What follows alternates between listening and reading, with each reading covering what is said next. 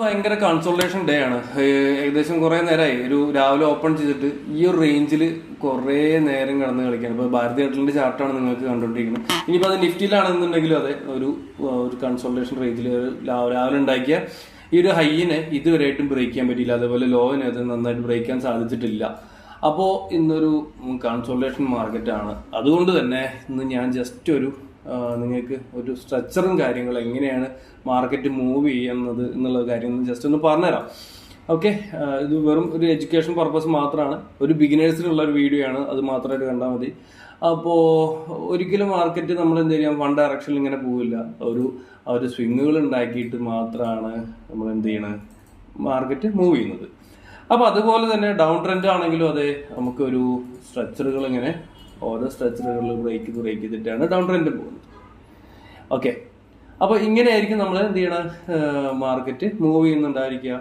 നിങ്ങൾ എന്തായാലും ഈ വക കാര്യങ്ങളൊക്കെ ഒരുപാട് നിങ്ങൾ എന്ത് ചെയ്തിട്ടുണ്ടാവും, യൂട്യൂബിലെ എല്ലാത്തിലും പഠിച്ചിട്ടുണ്ടായിരിക്കും.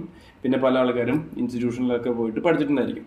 അപ്പോൾ ബേസിക് ആയിട്ടുള്ള കാര്യങ്ങൾ മാത്രമാണ്. അപ്പോൾ അതുകൊണ്ട് നിങ്ങൾ ഇപ്പോൾ ഈ ഒരു വീഡിയോ ബിഗിനേഴ്സിന് മാത്രമുള്ളതാണ്.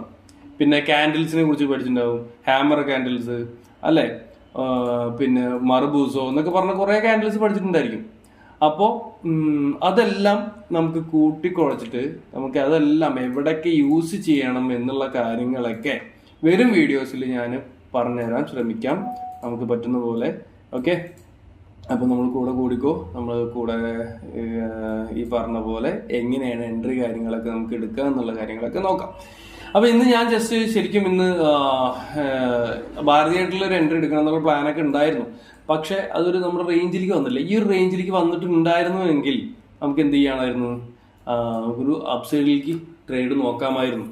അവിടെ കൺഫർമേഷൻ കാര്യങ്ങളൊക്കെ എടുക്കണം. അപ്പോൾ കൺഫർമേഷൻ എങ്ങനെയാണെന്നുള്ളത് ഞാൻ പറഞ്ഞില്ലേ, നമുക്ക് ക്യാൻഡിൽസ് നോക്കിയിട്ടാണ് ശരിക്കും അവിടെ കൺഫർമേഷൻ എടുക്കേണ്ടത്.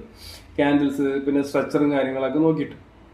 അപ്പോൾ ഇന്ന് ശരിക്കും ഒരു സ്കാൽപ്പിംഗ് എന്ന രീതിയിൽ ശരിക്കും ഇന്ന് നോക്കാൻ പോലും പറ്റാത്ത ദിവസമായിരുന്നു. സ്കാൽപ്പിംഗ് പോലും നമുക്ക് കിട്ടില്ല. കാരണം എന്താ വെച്ചാൽ ഈ ഒരു മൂവ്മെന്റും നമുക്ക് ഈ റേഞ്ചിലേക്ക് വരികയാണെന്നുണ്ടെങ്കിൽ നമുക്ക് ഇതുവരെ ടാർഗറ്റ് വെക്കാമായിരുന്നു.